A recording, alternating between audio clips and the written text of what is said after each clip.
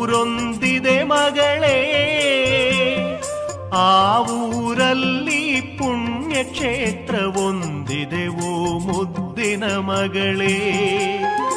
ಅಲ್ಲಿ ನೆಲೆಸಿ ಇರುವಳು ಎಲ್ಲ ಲೋಕದ ಮಹತಾಯಿ, ಭಕುತ ಜನರ ಕುಲವನ್ನು ಕಾಯುವ ದೇವಿ ಮೂಕಾಂಬಿಕೆ. ಯಾರಿಗೆ ಅವಳೋ ಮಹತಾಯಿ ಎಂದು ಹೇಳು ನನ್ನಪ್ಪ, ನನ್ನಂತೆ ಒಂದು ಪುಟ್ಟ ಮಗಳು ಅವಳಿಗೆ ಇರುವಳೋ. ಹೇಳುವೆ ಮಗಳೇ ಕೊಲ್ಲೂರ ತಾಯಿಯ ಕಥೆ ಕೇಳು ನೀನು, ಕೇಳಿದ ಕೂಡಲೇ ಆ ಮಹಮಾಯೆ ಮನಸ್ಸಲ್ಲಿ ನೆಲೆಸುವಳು. ಹಿಂದಿನ ಕಾಲದಿ ಕಂಹಾಸುರನೆಂಬ ಕ್ರೂರ ದೈತ್ಯನಿದ್ದ, ಅವನ ಜೊತೆಯಲ್ಲಿ ಮತ್ತೆ ಅನೇಕ ದೈತ್ಯರು ಇದ್ದರು.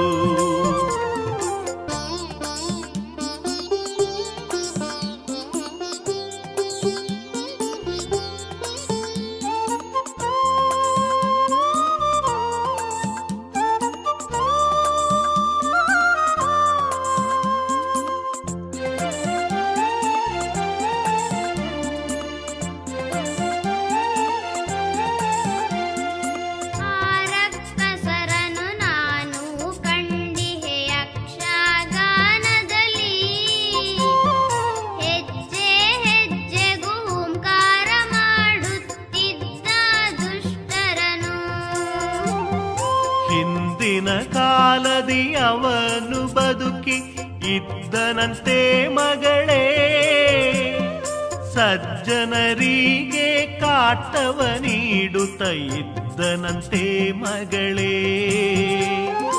ಅಸುರ ಗುರುಗಳೆಂದುಪದೇಶ ಪಡೆದು ದೇವಿಯ ಒಲಿಸುತ್ತಲೀ, ಬೇಡಿದ ವರವನು ಪುರುಷರಿ ತನಗೆ ಮರಣವು ಬಾರದಂತೆ.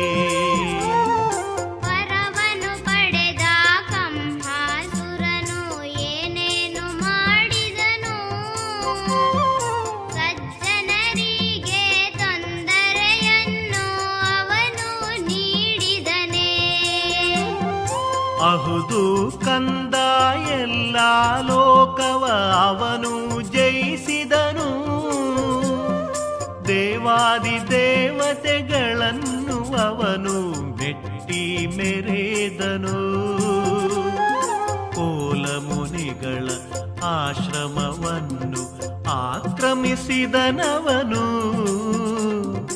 ಯಾಗಯಜ್ಞ ನಡೆಯಾದಂತೆ ಅವನು ಮಾಡಿದನು.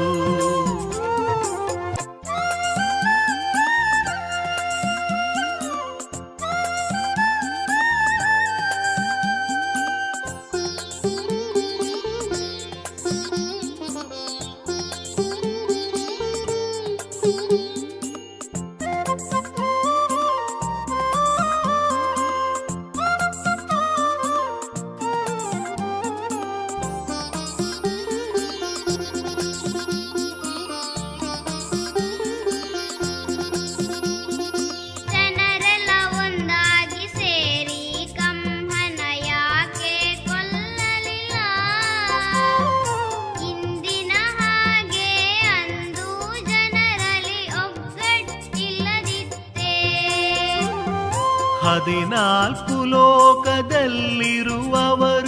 ಒಂದಾಗಿ ಬಂದರು, ಕಂಹಾಸುರನನು ಕೊಲ್ಲಲು ಅಸಾಧ್ಯ ಎಂಬುದ ತಿಳಿ ಮಗಳೇ. ಅಂತಹ ವರವು ಅವನಿಗೆ ಲಭಿಸಿತು, ಅದರಿಂದ ಕೊಬ್ಬಿದನು. ಆದಿಮಾಯೆಯು ನೀಡಿದ ವರವು ಅಷ್ಟೊಂದು ಪ್ರಬಲವು ಕಂದ. ಕೋಲ ಋಷಿಗಳು ಎಂದರೆ ಯಾರು ಹೇಳು ನನ್ನಪ್ಪ, ಕಂಹನ ಕಾಟ ತಡೆಯಲು ಆಗದೆ ಅವರಲ್ಲಿ ಹೋದರು.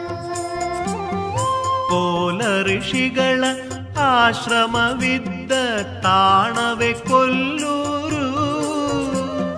ಕಂಭನ ಕಾಟದಿ ನೊಂದ ಅವರು ಕುಡಜಾದ್ರಿಗೋದರು.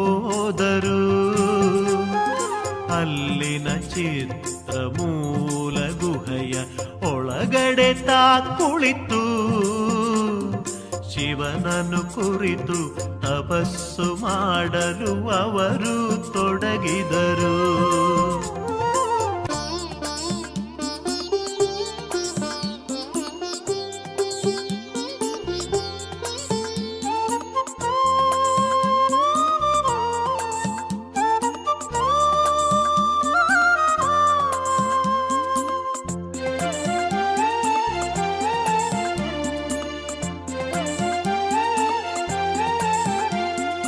ಮತ್ತೇನಾಯಿತು ಕಂಹನ ಕೊಲ್ಲಲು ಯಾರೂ ಇಲ್ಲದಾಯಿತೆ. ಮುಂದೇನಾಯಿತು ಎಂಬುದ ತಿಳಿಯುವ ಆಸೆ ಇದೆಯಪ್ಪ. ಕಂಹನ ಕಾಟವ ತಡೆಯಲಿಕ್ಕಾಗದೆ ಅವನ ಕೊಲ್ಲಲಿಕ್ಕಾಗಿ ಸುರರಲ್ಲ ತ್ರಿಮೂರ್ತಿಗಳ ಬಳಿಗೆ ಮೊರೆ ಹೋದರು ಮಗಳೇ. ಅಸುರನ ಹಾವಳಿಯಿಂದ ನಿಮಗೆ ವಿಮುಕ್ತಿ ಕೊಡುವೆವೆಂದು ತ್ರಿಮೂರ್ತಿಗಳು ಸುರರಿಗೆ ಆಗಲೇ ಕೊಟ್ಟರು ಅಭಯವನು. ತ್ರಿಮೂರ್ತಿಗಳು ಎಂದರೆ ಯಾರೋ ಎಂದು ಹೇಳಪ್ಪ. ಅವರು ಮಾಡುವ ಕೆಲಸ ಏನು ಎಂಬುದ ತಿಳಿಸಪ್ಪ. ಬ್ರಹ್ಮ ವಿಷ್ಣು ಪರಮೇಶ್ವರರೇ ತ್ರಿಮೂರ್ತಿಗಳು ಮಗಳೇ. ಲೋಕದ ಸೃಷ್ಟಿ ಸ್ಥಿತಿ ಲಯಕಾರರು ಅವರು ತಿಳಿಮಗಳೇ. ಅವರು ತಿಳಿಮಗಳೇ. ಕಂಹಾಸುರನ ಕೊಲ್ಲಲು ಅವರು ಮಾತೆಯ ಸ್ಮರಿಸಿದರು. ಎಲ್ಲ ಲೋಕವ ಉದ್ಧರಿಸಲಿಕ್ಕೆ ಅವಳನ್ನು ಒಲಿಸಿದರು.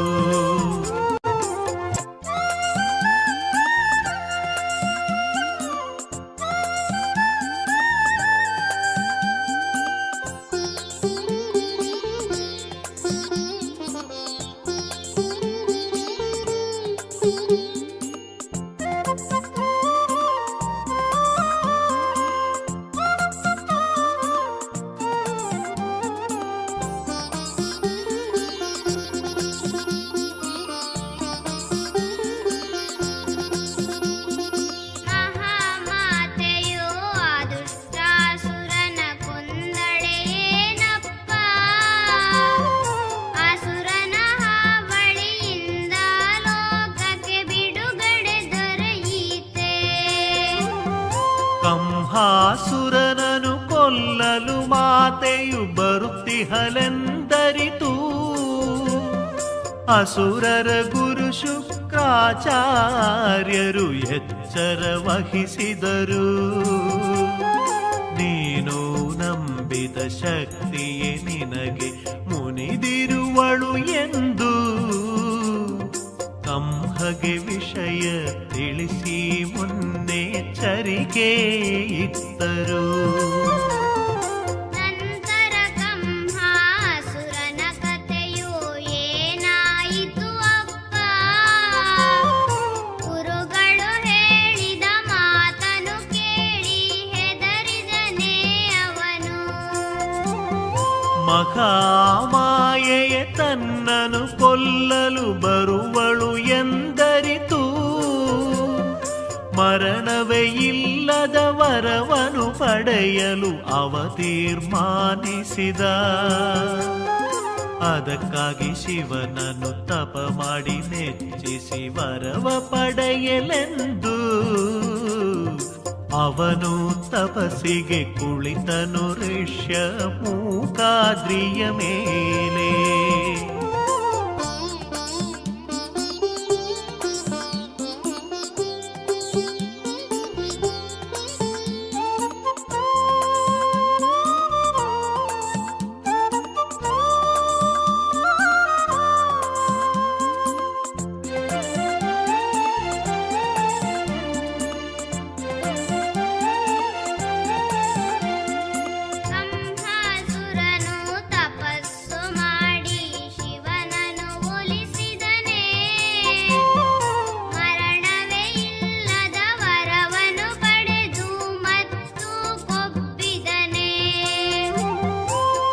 ಕಂಹಾಸುರನು ತಪಸ್ಸಿಗೆ ಹೋದ ಸಮಯವನು ನೋಡಿ ಅವನ ತಂಗಿ ಮಾಲಿನಿಯು ಅಲ್ಲಿಗೆ ಬಂದಳು. ಕೋಣದ ಮುಖದ ಮಹಿಷಾಸುರನೆಂಬ ತನ್ನ ಪುತ್ರನನ್ನು ಕೋಲಾಪುರದ ಅಧಿಕಾರ ಹಿಡಿಯುವಂತೆ ಮಾಡಿದಳು. ಮಹಿಷಾಸುರನು ಕಂಹಾಸುರನ ತಂಗಿಯ ಮಗನೇನು ಕೋಲಾಪುರದಲ್ಲಿ ಕುಳಿತು ಅವನು ಏನೇನು ಮಾಡಿದನು. ಯುದ್ಧ ಮಾಡಿ ಎಲ್ಲ ಲೋಕಗಳ ಅವನು ಗೆದ್ದುಕೊಂಡು ಸುರಸ್ತ್ರೀಯರನ್ನು ದಾಸಿಯರನ್ನಾಗಿ ಅವನು ಮಾಡಿಕೊಂಡ. ಸತ್ಕರ್ಮಗಳನ್ನು ಕಂಡರೆ ನಿರ್ದಯನಾಗಿ ಹೊಸಕುತಲಿ ಲೋಕ ಕಂಟಕನಾಗಿ ಮೆರೆಯುತ್ತಲಿದ್ದ ಮಹಿಷಾಸುರ.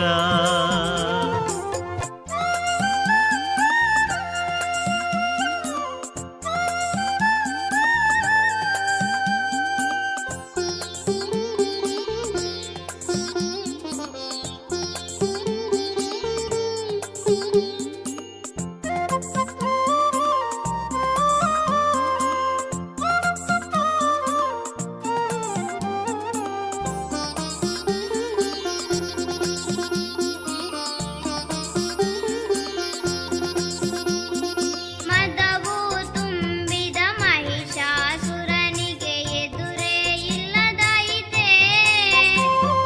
ತ್ರಿಮೂರ್ತಿಗಳು ಕೂಡ ಅವನನ್ನು ಕಂಡು ಹೆದರಿದರೆ ಅಪ್ಪ. ಸುರರು ಮುನಿಗಳು ಕಂಗಾಲಾಗಿ ತ್ರಿಮೂರ್ತಿಗಳ ಬಳಿಗೆ ಬಂದು ಮಹಿಷನ ಹಾವಳಿಯಿಂದ ರಕ್ಷಣೆ ಬೇಡಿದರು. ವರಬಲದಿಂದ ಸೊಕ್ಕಿದ ಮಹಿಷನ ಕೊಲ್ಲಲು ಅಸಾಧ್ಯವೆಂದು ತ್ರಿಮೂರ್ತಿಗಳು ಹೇಳಿದರು ಶ್ರೀದೇವಿಯ ಪ್ರಾರ್ಥಿಸಲು. ಆದಿಮಾಯೆಯ ಸುರರೆಲ್ಲ ಪ್ರಾರ್ಥನೆ ಮಾಡಿದರೆ ಅಪ್ಪ. ಅವರ ಪ್ರಾರ್ಥನೆ ಕೇಳಿ ಒಲಿದು ಬಂದಳೆ ಜಗನ್ಮಾತೆ. ಆದಿಮಾಯೆಯ ಪ್ರೀತಿಯ ಗಳಿಸಲು ಅವರಿಗೆಯಾಗಲಿಲ್ಲ. ಕೋಲ ಮುನಿಯೇ ಅದಕ್ಕೆ ಯೋಗ್ಯರೆಂದರು ತ್ರಿಮೂರ್ತಿಗಳು. ತ್ರಿಮೂರ್ತಿಗಳ ಆದೇಶದಂತೆ ಇಂದ್ರಾದಿಗಳೆಲ್ಲರೂ ಚಿತ್ರಾಮೂಲದ ತಾಣಕ್ಕೆ ಬಂದರು ಮುನಿಗಳನ್ನೊಲಿಸಲು.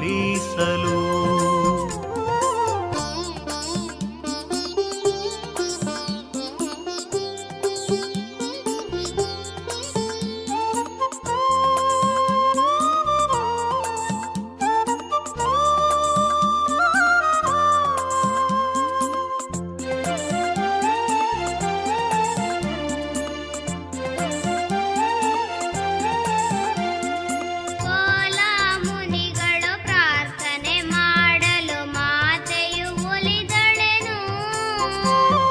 ಮಹಿಷನ ದಮನಕ್ಕೆ ಅವತಾರ ತಾಳಿಯಾಗಲೇ ಬಂದಳೇನು.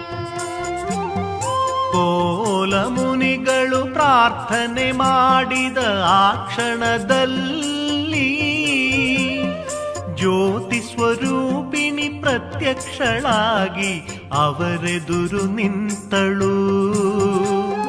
ಜಗತ್ತಿಗೆ ಒದಗಿದ ದುರ್ಗತಿಯನ್ನು ತಿಳಿದು ಘರ್ಜಿಸಿದಳು.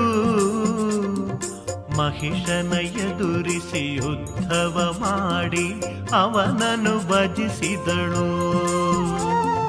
ತಪಸ್ಸಿಗೆ ಹೋದ ಕಂಹಾಸುರನ ವಿಷಯವು ಏನಾಯಿತು. ಅವನ ತಪಸ್ಸಿಗೆ ಶಿವನ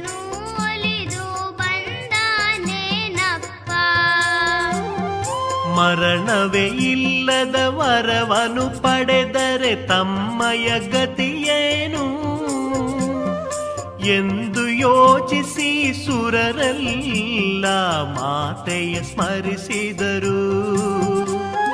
ಮತ್ತೊಮ್ಮೆ ದಯ ತೋರಿ ಕಷ್ಟದಿಂದೆಮ್ಮನು ಪಾರು ಮಾಡೆಂದು ವಿಧ ವಿಧವಾಗಿ ಮಾತೆಯ ಸ್ತುತಿಸಿ ಅವಳನ್ನು ಒಲಿಸಿದರು.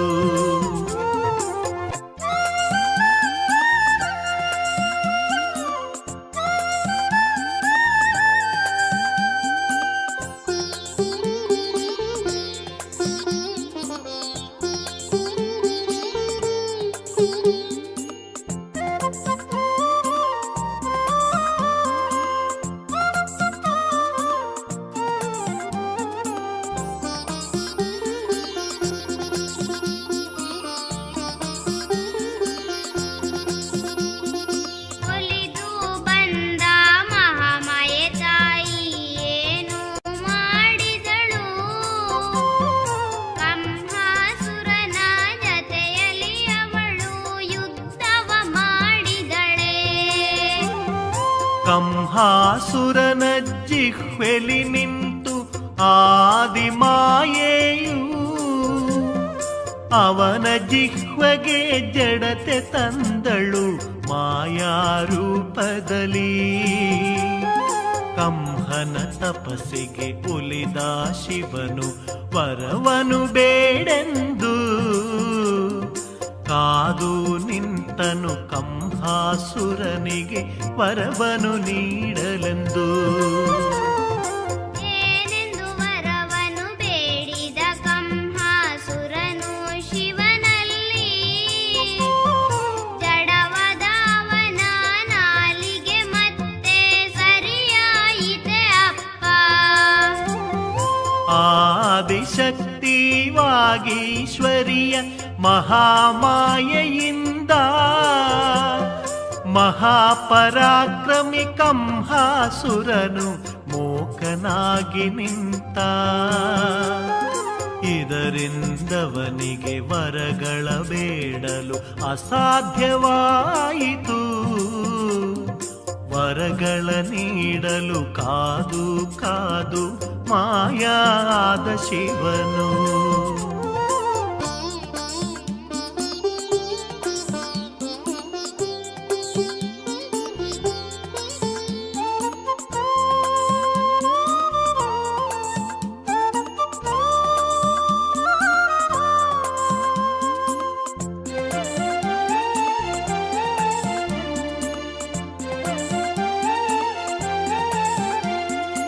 ಮೂಕನಾದ ಕಂಹಾಸುರನು ಮತ್ತೇನು ಆದನು?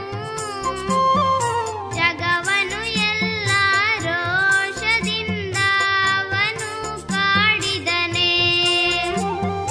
ಅಂದಿನಿಂದಲೇ ಕಂಹಾಸುರನು ಮೂಕಾಸುರನಾದ.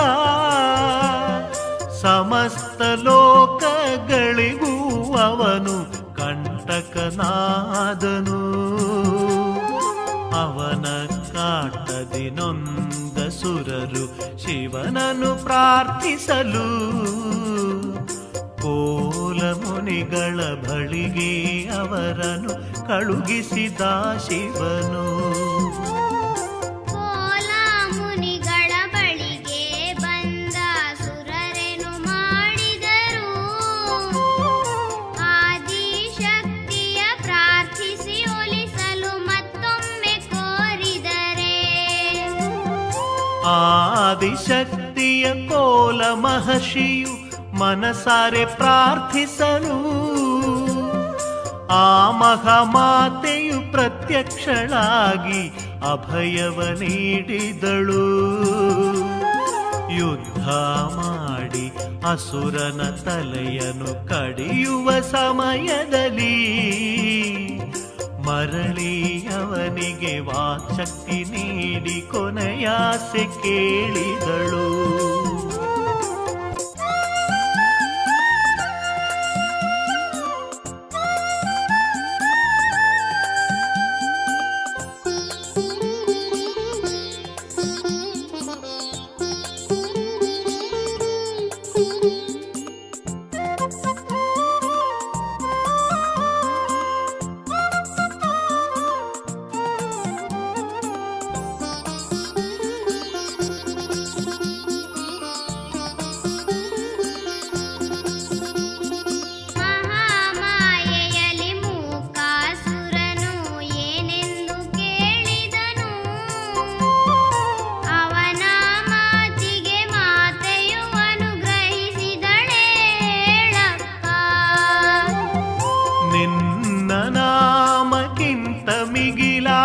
ಸಂಪತ್ತು ಬೇರಿಲ್ಲ,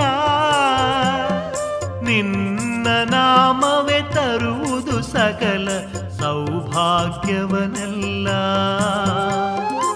ಇಂದಿನಿಂದಲೇ ನನ್ನ ಹೆಸರಿನ ಜೊತೆಯಲ್ಲಿ ಭಕ್ತರು ನಿನ್ನನು ಗುರುತಿಸಲೆಂದನು. ನನ್ನ ಹೆಸರು ಅಮರವಾಗಿರಲೆಂದನು. ಅಸುರನು ಕೇಳಿದ ಮಾತನು ಮಾತೆಯು ನಡೆಸಿದಳೇ ಅಪ್ಪ. ಅಸುರನ ಕೊಂದು ಆ ಜಾಗದಲ್ಲಿ ಮಾತೆಯು ನೆಲೆಸಿದಳೇ. ಅಸುರನ ಕೋರಿಕೆ ನಡೆಸುವೆನೆಂದು ಭರವಸೆ ಇತ್ತಳು. ಮತ್ತೆ ಕೋಲಾ ಮುನಿಯ ಕೋರಿಕೆ ಏನೆಂದು ಕೇಳಿದಳು. ಕೋಲಾ ಮುನಿಗಳ ಕೋರಿಕೆಯಂತೆ ಕೋಲಾಪುರದಲ್ಲಿ ಮೂಕಾಂಬಿಕೆ ಎಂಬ ಹೆಸರಿನಿಂದಲೇ ನೆಲೆಯಾಗಿ ನಿಂತಳು.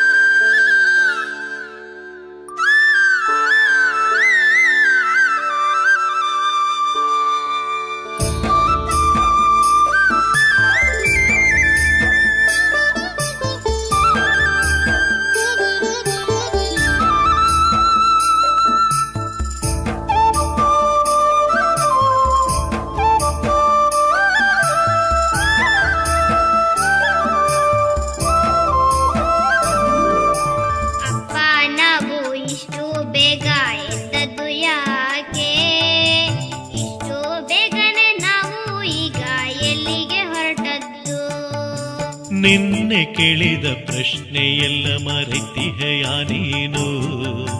ಕೊಲ್ಲೂರಿಗೆ ಹೋಗಬೇಕು ಎಂಬುದ ಮರೆತಿಹೆಯ.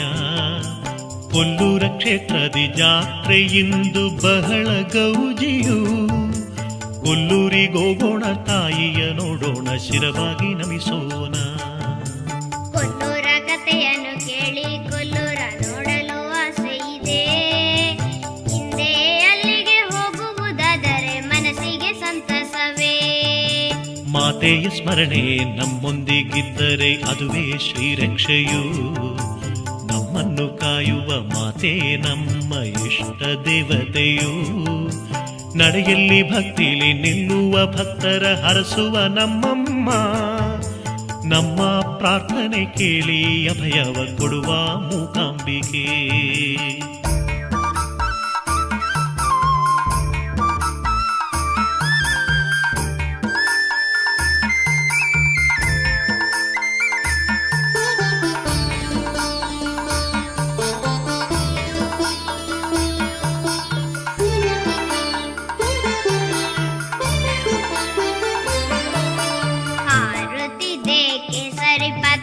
ಎಲ್ಲೆಲ್ಲೂ ನೋಡಿದರು ಕೇಸರಿ ಪತಾಕೆ, ಅಲ್ಲಲ್ಲಿ ಯಾಕೆ ಹಾಕಿದ್ದಾರೆ ಅಪ್ಪ. ಕೇಸರಿ ಪತಾಕೆ ಮಧ್ಯದಿ ಇದು ನೋಡು ಓಂಕಾರ ಸ್ವರನಾದ. ಓಂಕಾರ ಸ್ವರದಿ ಮಹಾಮಾಯೆಯ ಜನನವಾಯಿತಂತೆ. ಓಂಕಾರ ಸ್ವರದಿ ಈ ಲೋಕವೆಲ್ಲ ಸೃಷ್ಟಿಯಾಯಿತಂತೆ. ಓಂಕಾರ ಸ್ವರದಿ ಸತ್ಯ ಧರ್ಮ ನೆಲೆಸಿರುವುದಂತೆ. ಓಂಕಾರ ಸ್ವರಕ್ಕೆ ಅಷ್ಟೊಂದು ಬಲವು ಇದೆಯೇ ಹೇಳಪ್ಪ. ಹಾಗಾದ್ರೆ ನಾನು ನಿತ್ಯವೂ ಅದನ್ನು ಜಪಿಸಲೇನಪ್ಪ. ಓಂಕಾರ ಸ್ವರವನ್ನು ನಿತ್ಯವೂ ಜಪಿಸಲು ಎಂದೆಂದು ಆನಂದವೇ. ನಮ್ಮ ಮನಸ್ಸಿನ ಒಳಗೆ ಶಾಂತಿ ನೆಮ್ಮದಿ ನೆಲೆಸುವುದು. ಸಮಸ್ತ ಲೋಕಕ್ಕೆ ಮೂಲಾಧಾರ ಓಂಕಾರಾಗಿಹುದು. ಓಂಕಾರದಲ್ಲಿಹುದು ಸರಿಮ ಪನಿಸ ಸುಮಧುರ ಸ್ವರ.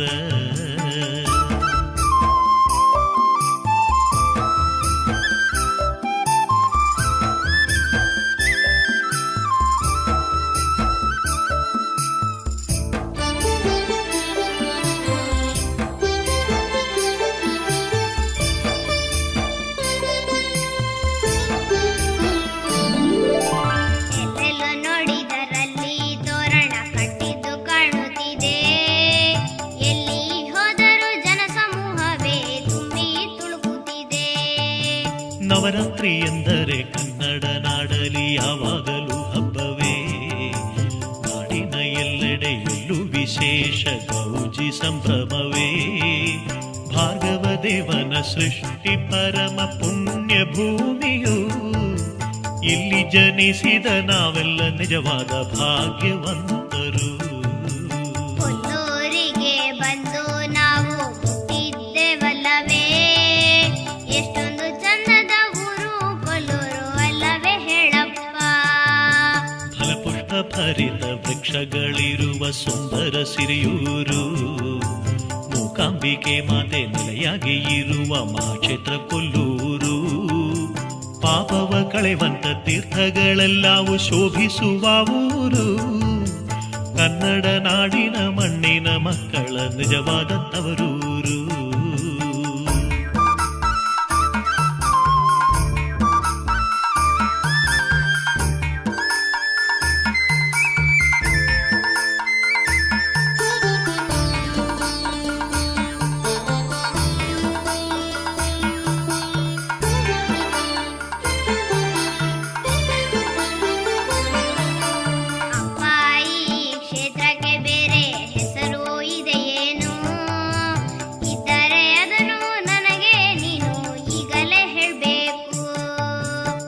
ಯುಗದಲ್ಲಿ ಇದರ ಹೆಸರು ಮಹಾರಣ್ಯಪುರವೆಂದು, ನಂತರ ಇದರ ಹೆಸರು ಕೋಲಾಪುರ ಎಂದಾಯಿತು.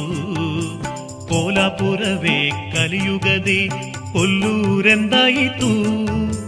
ನಂಬಿದ ಭಕ್ತರಿಗೆ ಇಂಬನ್ನು ಕೊಡುವ ಕ್ಷೇತ್ರವಾಯಿತು. ಕಣ್ವನವನ್ನು ತಣಿಸುವ ಈ ನದಿಯ ಹೆಸರೇನು? ಇದರಲ್ಲಿ ಮಿಂದರೆ ಪಾಪವು ಎಲ್ಲ ಕಳೆಯುವುದೇನಪ್ಪ. ಈ ಪುಣ್ಯ ನದಿಯ ಹೆಸರು ಮಗಳೇ ಸೌಪರ್ಣಿಕಾವೆಂದು. ಮಿಂದ ಭಕ್ತರ ಪಾಪಗಳನ್ನು ತೊಳೆವ ಜಲವು. 64 ಪುಣ್ಯತೀರ್ಥಗಳ ಸಂಗಮವಿದು. 48 ದಿನವಿಲ್ಲಿ ಮಿಂದರೆ ನಮ್ಮಿಷ್ಟ ದೊರೆಯುವುದು.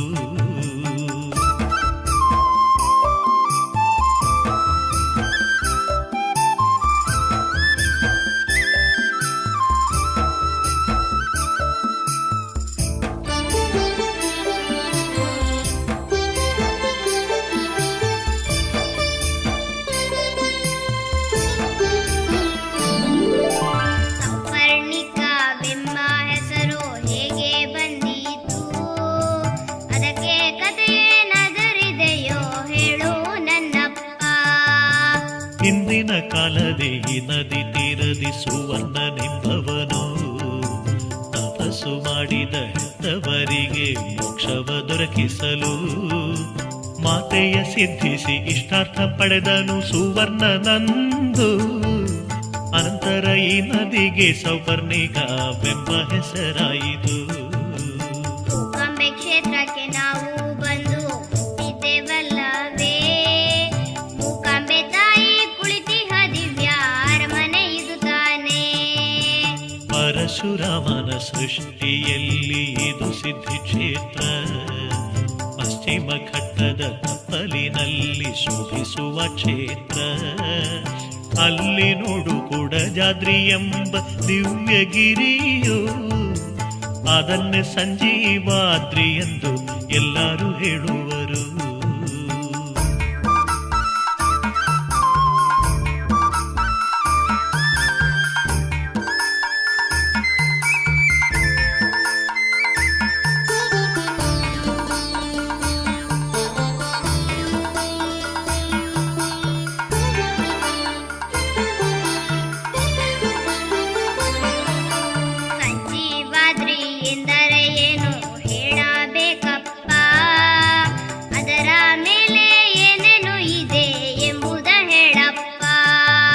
ಶ್ರೀರಾಮ ರಾವಣ ಸಮರದಲ್ಲಿ ಲಕ್ಷ್ಮಣಗೆ ಸ್ಮೃತಿ ತಪ್ಪಲು ಲಕ್ಷ್ಮಣನ ಜೀವ ಉಳಿಸಾಲೆಂದು ಹನುಮಂತನಂದು ಸಂಜೀವನ ಪರ್ವತವ ಕೈಲಾಸದಿಂದ ಹೊತ್ತು ತಂದನು.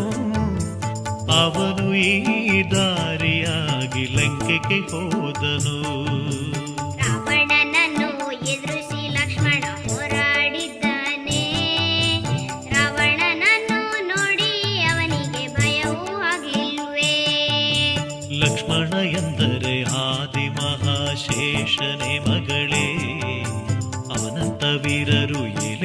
14 ಲೋಕದಲ್ಲಿರಲಿಲ್ಲ. ಲಕ್ಷ್ಮಣನೇ ಶ್ರೀರಾಮನ ಗೆಲುವಿಗೆ ಶ್ರಮಿಸಿದವನು. ಇಂದ್ರಜಿತು ಅಧಿಕಾಯರನು ಯಮಪುರ ಕಟ್ಟಿದವನು.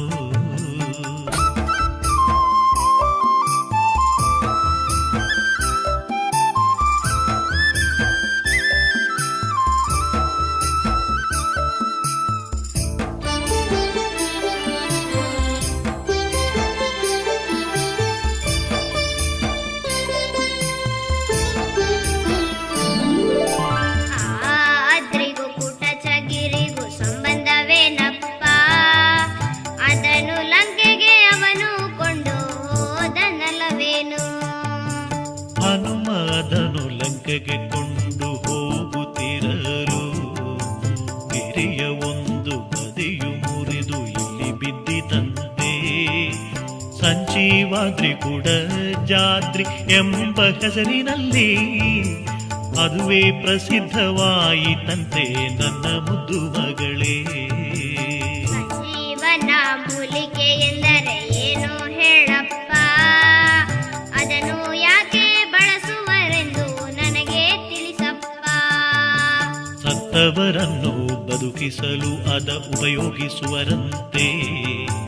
ಅದನ್ನು ಕಂಡವರಿ ಕಲಿಯುಗದಲ್ಲಿ ಯಾರೂ ಇಲ್ಲವಂತೆ. ಸತ್ಯ ಧರ್ಮಾದಿ ನಡೆಯುವವರಿಗೆ ಕಾಣಲುಬಹುದು, ಅಂತವರಿಗೆ ಯಾರೂ ಇಲ್ಲೆಂದು ದೃಢವಾಗಿ ಹೇಳಬಹುದು.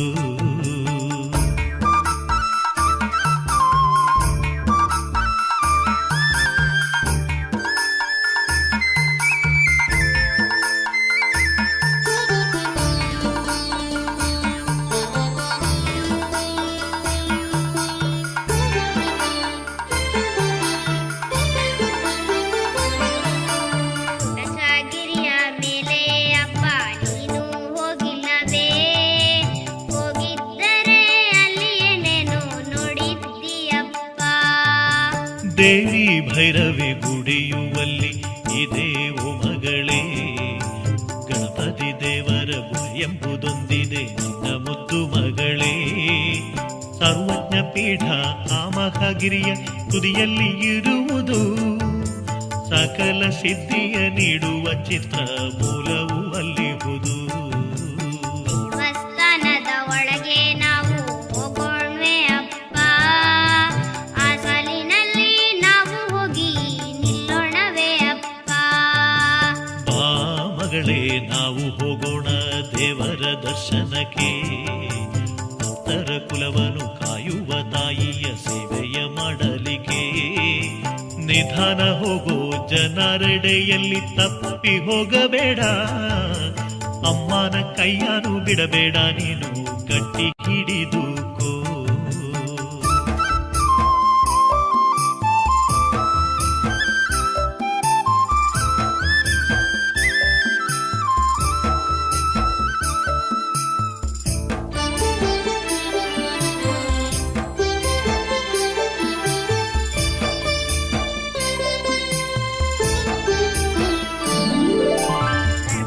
ಗುಡಿಯ ಒಳಗೆ ಲಿಂಗ ಒಂದು ಕಾಣುತ್ತಿದೆ.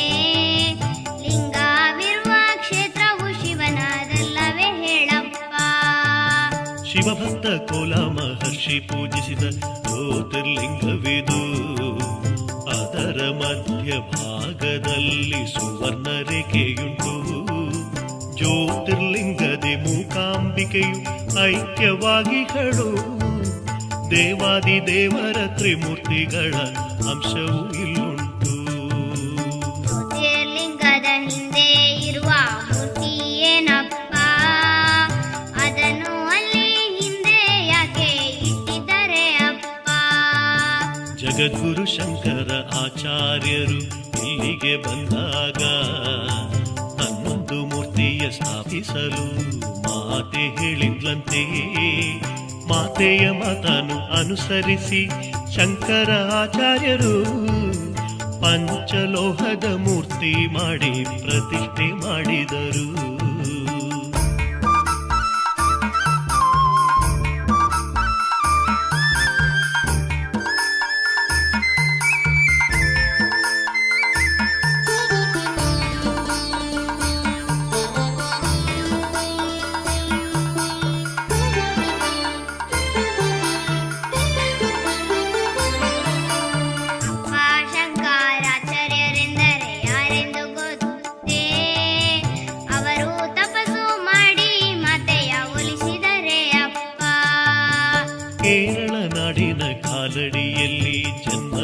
ಮಾಡಿದವರು. ಚಿಕ್ಕ ಪ್ರಾಯದಿ ಸನ್ಯಾಸ ದೀಕ್ಷೆಯ ಸ್ವೀಕರಿಸಿದವರು. ಅದ್ವೈತ ಸಿದ್ಧಾಂತವನ್ನು ಲೋಕಕ್ಕೆ ಸಾರಿದವರು. ಶ್ರೀ ಮಹಾದೇವೆಯ ತಪ ಮಾಡಿ ಒಲಿಸಿದ ಆಚಾರ್ಯ ಶ್ರೇಷ್ಠರು.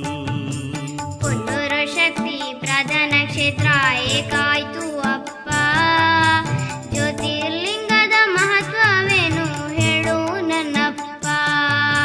ತಾಯಿ ಐಕ್ಯ ಆದ ಜ್ಯೋತಿರ್ಲಿಂಗದ ಎಡಭಾಗವು ಅಧಿಕವಾಗಿ ಇರುವುದರಿಂದ ಶಕ್ತಿ ಪ್ರಧಾನವಾಯ್ದು. ಲಿಂಗದ ಮೇಲೆ ಶಿವನೇ ಕೆತ್ತಿಹ ಶ್ರೀಚಕ್ರವೂ ಇದೆ. ಜಗದಲ್ಲೇ ಅಪೂರ್ವವಾಗಿ ಸುವರ್ಣ ರೇಖೆಯೂ ಇದೆ.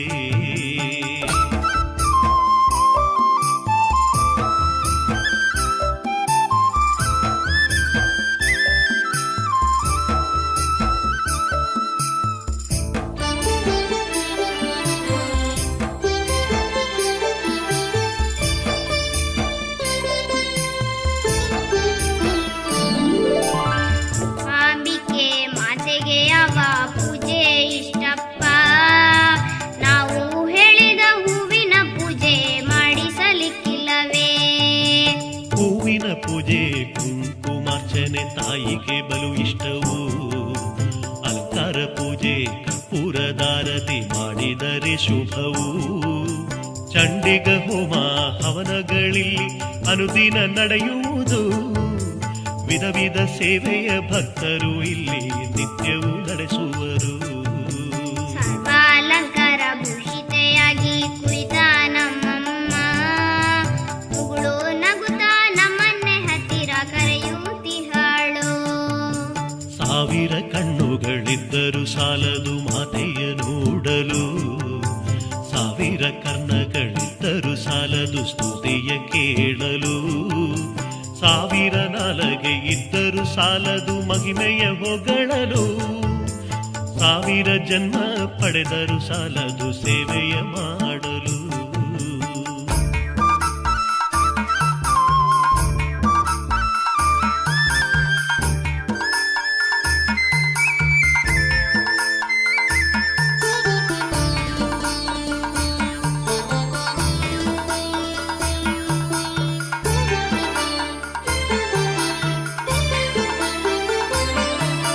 ತಾಯಿಯ ಮಹಾಪೂಜೆಯ ಕಣ್ತುಂಬ ನಾವು ನೋಡಿದೆವು. ಮಂಗಳಾರತಿ ಪಡೆದು ನಾವು ಮಾತೆಗೆ ವಂದಿಸೋಣ.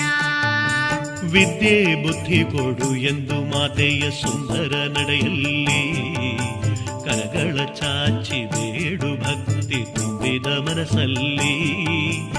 ಏಳೇಳು ಜನ್ಮದಿ ಕೊಲ್ಲೂರ ಕ್ಷೇತ್ರಕ್ಕೆ ಬರುವ ಭಾಗ್ಯವನು ಒದಗಿಸು ನಮಗೆಂದು ತಾಯಿಯ ಚರಣದಿ ಮಗಳೇ ನೀ ಬೇಡು. ಅಪ್ಪನು ಹೇಳಿದ ಹಾಗೆಯೇ ನಾನು ಬೇಡಿಕೊಂಡೆನು. ಎಂದೆಂದು ನಮ್ಮನ್ನು ಕೈ ಹಿಡಿದು ಕಾಯೆಂದು ಪ್ರಾರ್ಥಿಸಿದೆನು. ದೇವರ ದಯೆಯು ದೊರೆತ ಮನುಜನ ಕಷ್ಟವು ತೊಡಲರದು. ದೇವರು ಕೈ ಹಿಡಿದ ಮನುಷ್ಯನ ಮನಸ್ಸಲ್ಲಿ ಕಲ್ಮಶ ಇರಲಾರದು. ನಾವು ಮಾಡುವ ಒಳ್ಳೆಯ ಕಾರ್ಯವೇ ನಮ್ಮನ್ನು ಕಾಯುವುದು. ಮನಸ್ಸಿನ ಒಳಗಿನ ಕಣ್ಣಿಗೆ ಸರಿಯಾದ ದಾರಿಯ ತೋರುವುದು.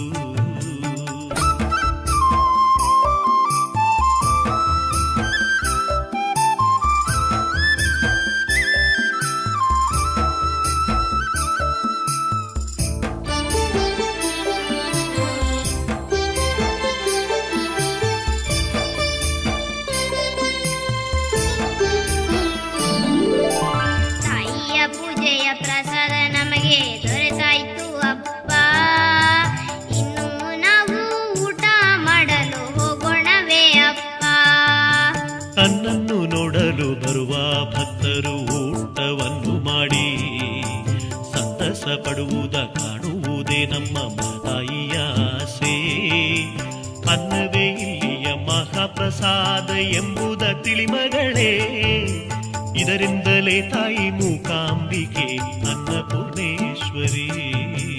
ಎಷ್ಟೊಂದು ರುಚಿ ಇಲ್ಲಿನ ಊಟ, ಎಷ್ಟೊಂದು ಪರಿಮಳ. ಇಂತಹ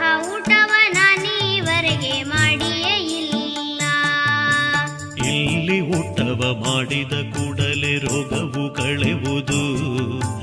ಇಲ್ಲಿ ಊಟವ ಮಾಡಿದ ಕೂಡಲೇ ಕಷ್ಟವು ದೂರಾಗುವುದು.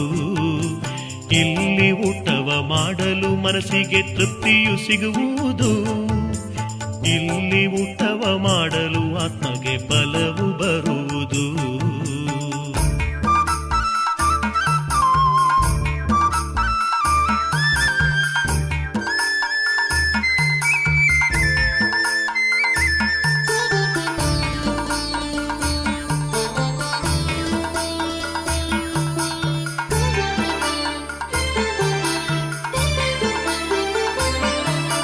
ಅಪ್ಪ ಸಂತೆಗೆ ಹೋಗೋಣ ನಾವು, ಉಂಗುರವು ಬೇಕು.